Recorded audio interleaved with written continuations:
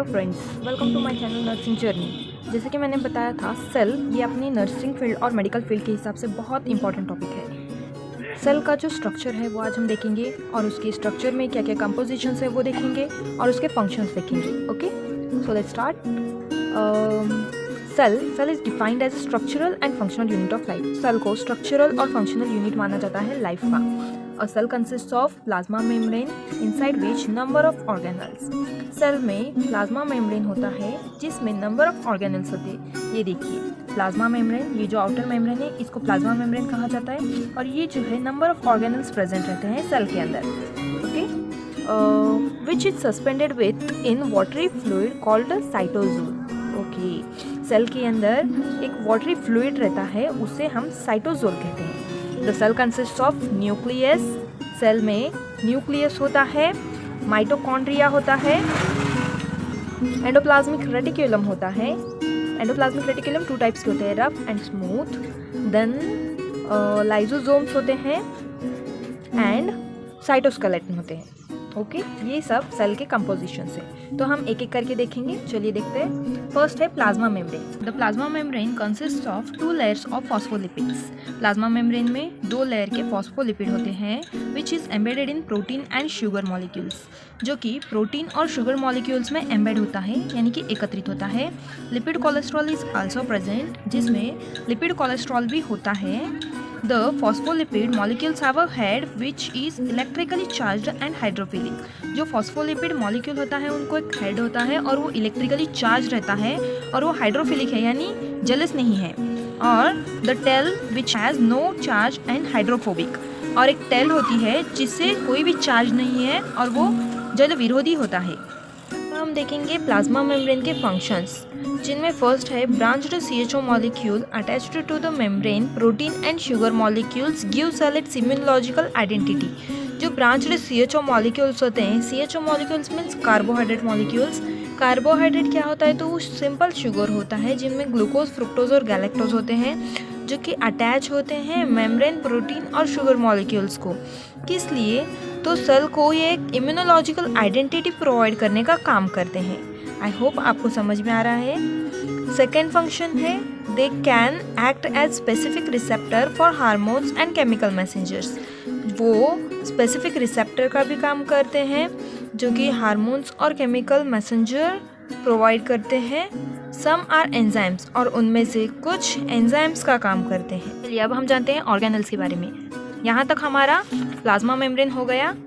पहले ही हमने पढ़ा था कि cells consist of plasma membrane inside which are number of organelles. Okay, plasma membrane, cell में प्लाज्मा मेम्ब्रेन होता है जो कि आउटर लेयर है और उसके अंदर नंबर ऑफ ऑर्गेनल्स रहते हैं, जो अभी अभी देखा है हमने।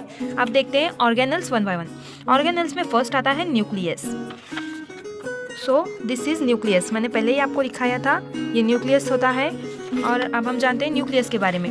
Nucleus it is the largest organ in the cell. Nucleus क्या है, तो ये एक लार्जेस्ट ऑर्गन होता है सेल में। Outer layer of nucleus called as nuclear envelope. जो न्यूक्लियस का आउटर पार्ट है उसे न्यूक्लियर एनवेलप कहा जाता है। Within membrane tiny pores called nuclear pores. जो विद इन मेम्ब्रेन रहते हैं उसमें टाइनी छोटे छोटे पोर्स होते हैं जिसे हम न्यूक्लियर पोर्स कहते हैं। Some substance can pass between it and cytoplasm. जो सब थोड़ा सा सब्सटेंस होता है ना, वो साइटोप्लाज्म और ये जो पोर्स होते हैं उनके बीच में से पास करता है। The nuclei contain bodies genetic material consist of 46 chromosome. जो न्यूक्लियाई है वो कंटेंट करता है बॉडी का जेनेटिक मटेरियल, जो जिसमें कि 46 क्रोमोसोम्स होते हैं। ये MCQ के हिसाब से बहुत इंपॉर्टेंट क्वेश्चन है। So mark it. Which are made up of deoxyribonucleic acid, जो कि DNA से बना हुआ होता है। DNA, deoxyribonucleic acid. अब सेकेंड पार्ट है इसका mitochondria. Mitochondria it is sausage shaped structure. चलिए देखते हैं माइटोकॉन्ड्रिया। ये देखिए, ये माइटोकॉन्ड्रिया है। It is a sausage shape. इसका शेप कैसा है, sausage shape. It is also called as power house of cell. Mitochondria is a power house of cell. ये भी MCQ के हिसाब से एक इम्पॉर्टेंट पॉइंट है। It helps a chemical energy is made available in cell, जो कि एक केमिकल एनर्जी से हेल्प करता है जो कि सेल में अवेलेबल होती है। This is the form of ATP ATP synthesis का फॉर्म करता है जो कि एडिनो ट्राइफॉस्फेट है which release energy when cell breaks down. जब सेल का ब्रेकडाउन होता है, जब सेल ब्रेकडाउन होता है तब एटीपी के फॉर्म में एटीपी सिंथेसिस करके माइटोकॉन्ड्रिया एनर्जी प्रोवाइड करने का काम करता है। अब थर्ड है ribosomes. Ribosomes these are tiny granules composed of RNA. Ribosomes में आरएनए होते हैं, राइबोन्यूक्लिक एसिड। ये देखिए, इन्हें हम राइबोसोम्स कहते हैं। राइबोसोम्स में आरएनए होते हैं। These include enzymes required for metabolism, जो कि मेटाबॉलिज्म के लिए इंपॉर्टेंट एंजाइम्स हैं। These are found on outer surface of nuclear envelope and rough endoplasmic reticulum. जो राइबोसोम्स होते हैं मोस्टली फाउंड होते हैं outer surface of nuclear envelope और रफ एंडोप्लाज्मिक रेटिकुलम पर। जो राइबोसोम्स होते हैं मेनली रफ एंडोप्लाज्मिक रेटिकुलम के ऊपर दिखते हैं एंड न्यूक्लियर एनवेलप, जो न्यूक्लियस का एनवेलप है उन पर दिखते हैं। Endoplasmic reticulum, it is series of interconnecting membranes canals. ये रफ एंडोप्लाज्मिक रेटिकुलम जो है ये सीरीज ऑफ इंटरकनेक्टिंग मेम्ब्रेन है जो प्लाज्मिक रेटिकुलम है। These are two types. Endoplasmic reticulum के दो टाइप्स हैं जिसमें smooth endoplasmic reticulum and rough endoplasmic reticulum.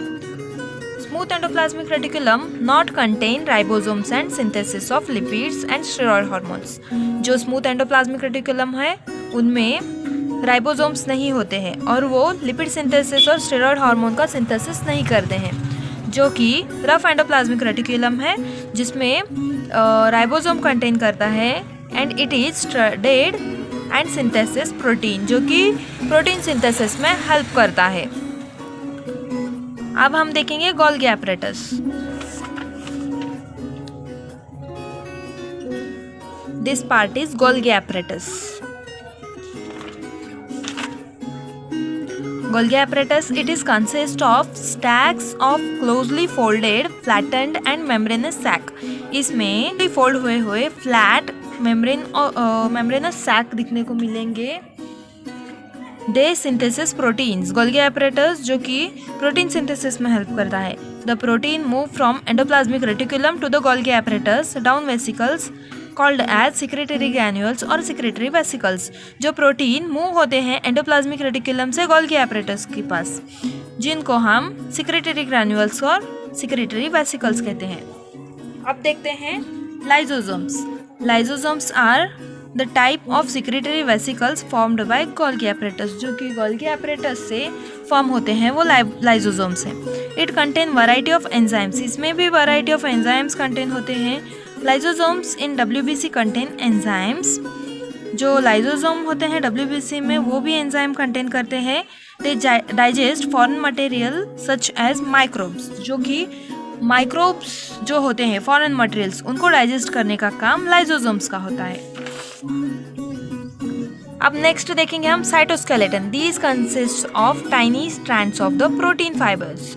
ये बहुत छोटे दिखते हैं, बहुत छोटे होते हैं जिसमें प्रोटीन फाइबर्स कंटेन करते हैं। अब है माइक्रोफिलामेंट्स। साइटोस्केलेटन में ही कंसिस्ट होता है माइक्रोफिलामेंट्स एंड माइक्रोट्यूबल्स। माइक्रोफिलामेंट्स देखते हैं। Microfilaments these are smallest fibres. ये बहुत छोटे छोटे फाइबर्स होते हैं। They provide structural support of cell and maintain characteristic shape of cell and permit contraction. Okay, जो माइक्रोफिलामेंट है वो स्मॉलेस्ट फाइबर्स है, वो प्रोवाइड करते हैं सेल को सपोर्ट और मेंटेन करते हैं। सेल का एक कैरेक्टरिस्टिक शेप जो होता है वो मेंटेन करते हैं और सेल को कॉन्ट्रैक्ट हेल्प करते हैं। इसमें का आप सेकंड पार्ट देखेंगे माइक्रोट्यूबल्स क्या होता है। Microtubules these are largest protein fibres that are involve in movement of organelles within cell. जो सेल होता है उनके अंदर मूवमेंट को अलाउ करता है microtubules and movement of the chromosome during the cell division. जब सेल डिवीजन होता है तब ये मूवमेंट का काम करता है। ये सब सेल के अंदर है। सेल कंसिस्ट करता है इतने सब पार्ट्स। एक बार रिवीजन कर लेते हैं। ये है सेल। सेल में फर्स्ट हमने देखा प्लाज्मा मेम्ब्रेन, प्लाज्मा मेम्ब्रेन के फंक्शंस, फिर ऑर्गेनल्स। ऑर्गेनल्स में आते हैं nucleus, mitochondria, ribosomes, endoplasmic reticulum. Endoplasmic reticulum में फर्दर 2 है, स्मूथ एंडोप्लाज्मिक रेटिकुलम और रफ एंडोप्लाज्मिक रेटिकुलम। उसके बाद हमने देखा Golgi apparatus, lysosomes, cytoskeleton. Cytoskeleton में फर्दर हमने देखा माइक्रोफिलामेंट्स एंड माइक्रोट्यूबुल्स। तो ये सब स्ट्रक्चर था सेल का। I hope guys overall cell आपकी समझ में आया है। ये 5 मार्क्स के लिए बहुत इंपॉर्टेंट क्वेश्चन है एनाटॉमी एंड फिजियोलॉजी में। सो अगर कुछ समझ में नहीं आया होगा तो कमेंट बॉक्स में कमेंट कीजिएगा। Like share and subscribe for more. Thanks.